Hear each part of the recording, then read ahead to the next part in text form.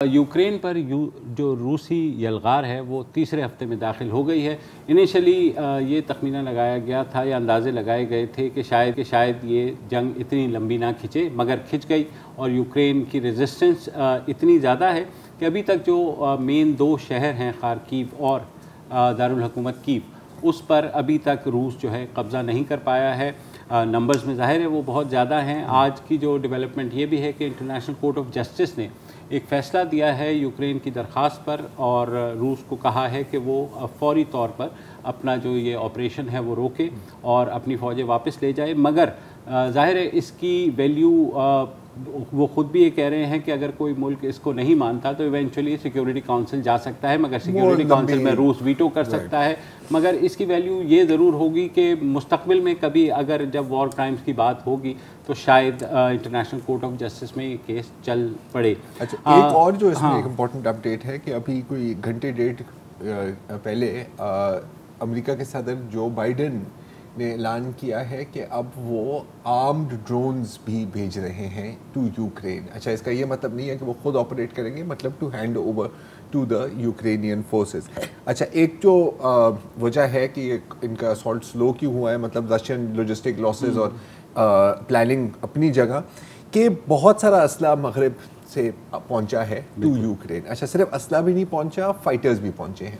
जैसे कि अभी अल जज़ीरा की रिपोर्ट में पढ़ा था, आपने ही दी थी, तो यूक्रेन का कहना है कि 60,000 जो ओवरसीज़ या डायस्पोरा यूक्रेनियंस हैं वो आए हैं to fight for that country, और उसके साथ अब तक कोई 20,000 लोग, ज़्यादा से ज़्यादा, सबसे ज़्यादा यूएस से, फिर यूके से, फिर यूरोप से ने वॉलंटियर भी किया है। अच्छा, वॉलंटियर्स के साथ कुछ ज़्यादा अच्छा भी नहीं हुआ, क्योंकि एक बेस जो था पोलैंड के बॉर्डर के करीब जहाँ से वो सारी लॉजिस्टिकल सप्लाई और लोग जा रहे थे, तो उस पर रशिया की मिसाइल फायरिंग भी हुई है, तो ये भी चल रहा है। उसके अलावा क्या तफसीलात हैं? हमारे दोस्त और TRT करस्पॉन्डेंट अली मुस्तफ़ा मौजूद हैं, जब से जंग शुरू हुई है लवीव में हैं वो। अली मुस्तफ़ा, इस वक्त ताज़ा तरीन सूरत हाल क्या है?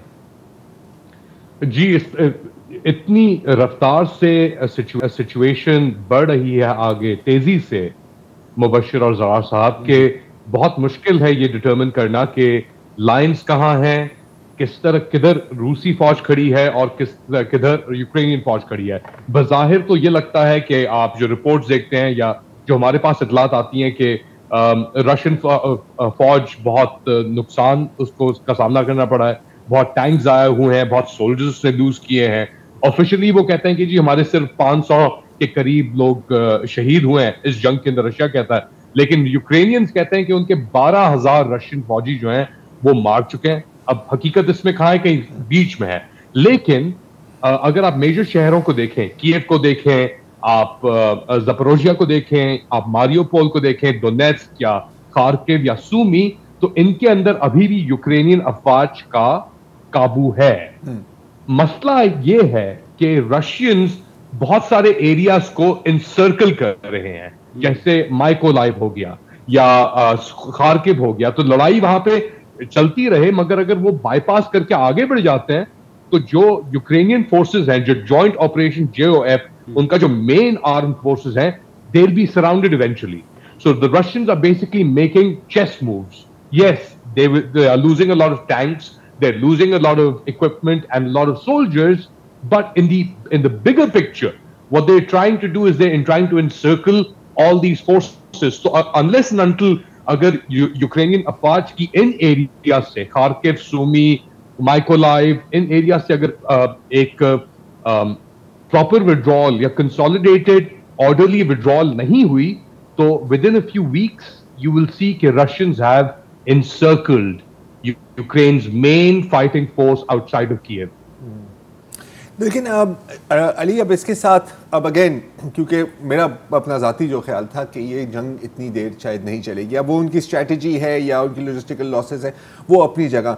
किस हद तक जो वेस्टर्न एड आ रही है, मिलिट्री एड आ रही है, उससे फ़र्क पड़ रहा है ऑन द ग्राउंड? क्योंकि अभी तक बज़ाहिर रशिया को कंप्लीट एयर सुप्रेमेसी तो नहीं हासिल हो सकी ना, हासिल नहीं हो सकी, लेकिन इसका यह मतलब नहीं है कि रशिया ने मेन एयरफील्ड जो हैं, इवन यहाँ पे लिविव के अंदर, लिविव से कोई 2.5 घंटे نارتھ ایسٹ اور south east major airfield تباہ کر دی ہیں. وینیٹسیا ایک ایریا جہاں پہ ہم تھے وہاں پہ انہوں نے ایئر فیلڈ تباہ کر دی ہیں. تو رشیا تو ہیمر آؤٹ کر رہا ہے, ہاں, مگر اس کے ساتھ ساتھ یوکرین کے پاس جو جیولن اینٹی ٹینک مین پیڈ یا این لا جو برٹش ورژن ہے جیولن کا, they have really proved effective.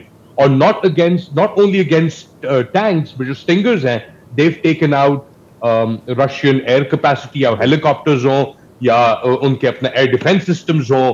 تو اس طرح ایک بیلنس تو چل رہا ہے, مگر ہاں یوکرین ابھی یہ کہہ رہا ہے کہ اپنا, کیونکہ آئی تھنک یوکرینینس کے اندر بھی ریئلائزیشن آ گئی ہے